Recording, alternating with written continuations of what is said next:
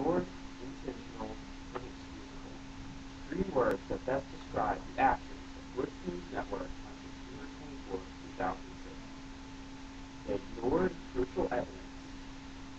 They did so intentionally, and their actions are inexcusable. On the night of September 24, Drew Walton debated on the issue of gun control with Professor Lane Hamilton, a renowned scholar on the subject. While Lane Hamilton was not Drew Walton's opponent in the gubernatorial election that year, Mr. Walton wanted to bring in someone well-versed on the issue. Immediately following the debate that evening, the two took part in a press conference for the local media.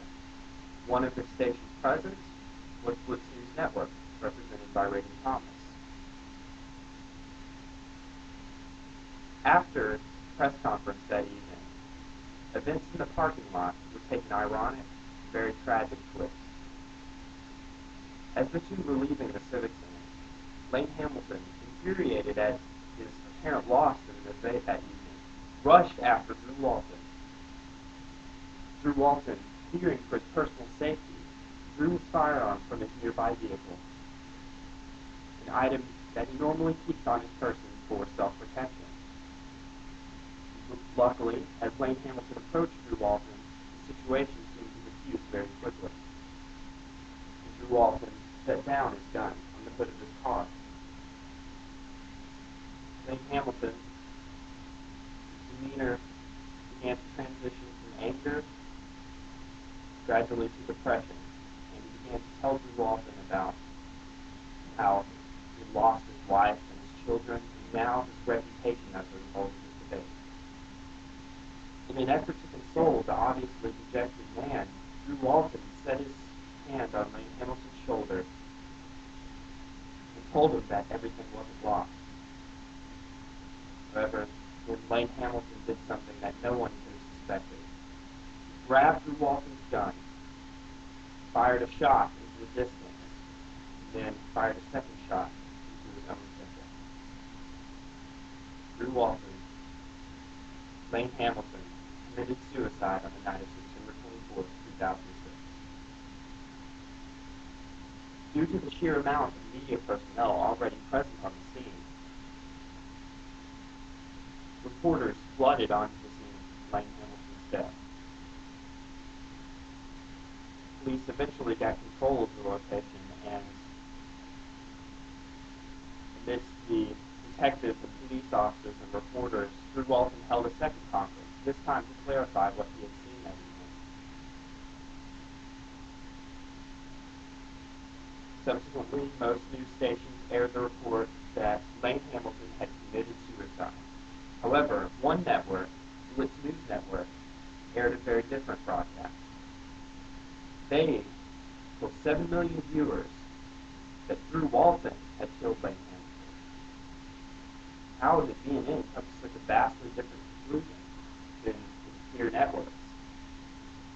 Because they ignored crucial evidence,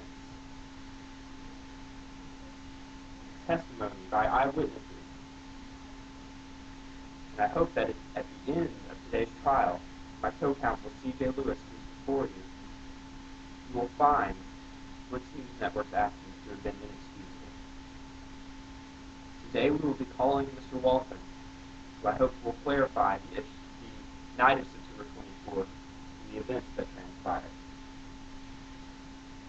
Mr. Walton will tell you how not a single CNN reporter came to interview him after the incident, and not a single member of CNN's personnel attended the press conference that evening. We hope that Mr. Walton's testimony will clarify how CNN ignored crucial eyewitness testimony. Second, we'll be calling Mickey McQuiggan, an expert in death investigation, who will furthermore help to clarify CNN's neglect of crucial evidence.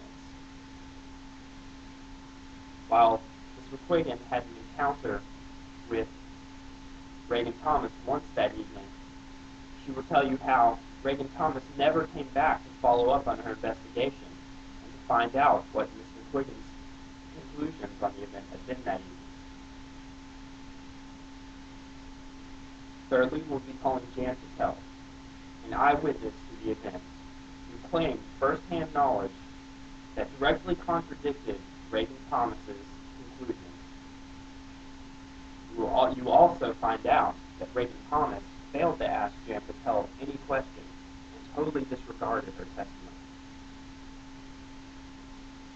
Ladies and gentlemen, as the plaintiff in today's trial, you have a burden to prove with clear and convincing evidence that BNN acted with actual malice on the night of September 24th, 2006. To prove that they acted with actual malice, we must show that they departed significantly from generally accepted standards of journalism.